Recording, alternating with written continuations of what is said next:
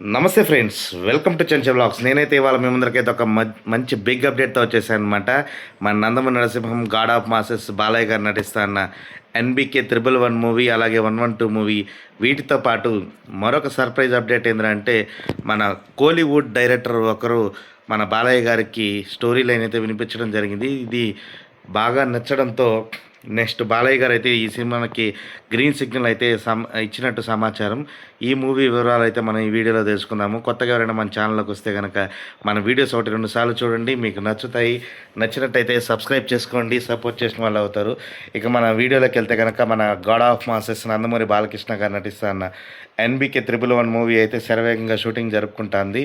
అంతకంటే ముందుగా ఈ వీడియోలో మనం ఏం మాట్లాడుకుందామంటే మన గాడ్ ఆఫ్ మాసెస్కి కోలీవుడ్లో ఒక డైరెక్టర్ అయితే మాత్రం స్టోరీ లైన్ అయితే వినిపించారనమాట. ఈయన మన అందరికీ సుపరిచితమే, ఎందుకంటే కోలీవుడ్లో మంచి సినిమాలు అయితే తీయడం జరిగింది. మార్క్ యాంటోనీ, అలాగే గుడ్ బ్యాడ్ అగ్లీ అనే ఈ సినిమాలతో తన మార్క్ని అయితే చూపించడం జరిగిందనమాట కోలీవుడ్లో. అలాగే ఒక స్టార్ ఇమేజ్ కోసం అయితే ప్రయత్నిస్తున్న టైంలో ఆ డైరెక్టర్కి బాలయ్య గారు దొరకడం అనేది అదృష్టం అనే చెప్పాలి.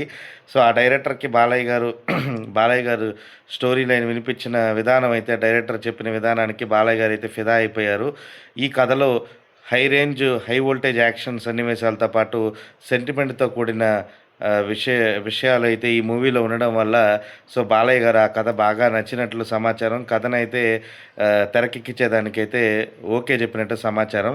ఈ సినిమానైతే కనుక మైత్రి మూవీస్ బ్యానర్లో నిర్మించేదానికైతే సిద్ధమైనట్టు తెలుస్తూ ఉంది.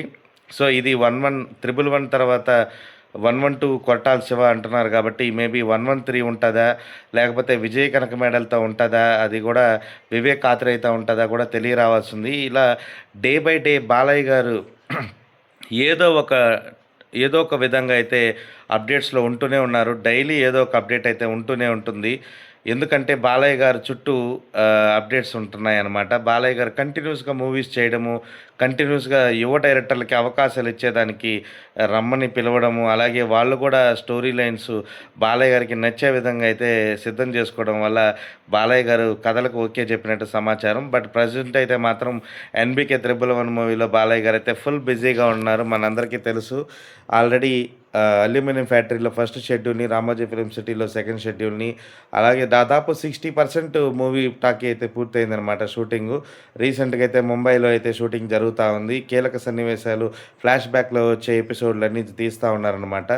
సో మూవీ అయితే మాత్రం జూన్ 10వ తేదీన టైటిల్, గ్లిమ్స్తో పాటు దసరాకైతే గ్రాండ్ రిలీజ్ కాబోతోంది. తర్వాత వెంటనే ఎన్బికే 112 కొరటాల శివ గారితో వచ్చే ఈ కాంబినేషన్ అయితే మాత్రం ఎవడు ఊహించిన విధంగా అయితే ఉండబోతోంది. ఎందుకంటే కొరటాల శివ గారు మార్క్ ఏ రేంజ్లో ఉంటుందో మనందరికీ తెలుసు.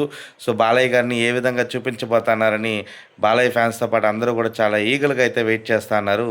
మీ అందరితో పాటు నేను కూడా ఎదురు చూస్తానన్నమాట. అలాంటి టైంలో ఈ మార్క్ యాంటోనీ గుడ్ బ్యాడ్ అగ్లీతో తీసిన విధానం, ఆ సినిమాలు చూస్తే మనకు తెలుసు ఏ రేంజ్లో డైరెక్టర్ గొప్పతనం కనిపించిందో మనకి.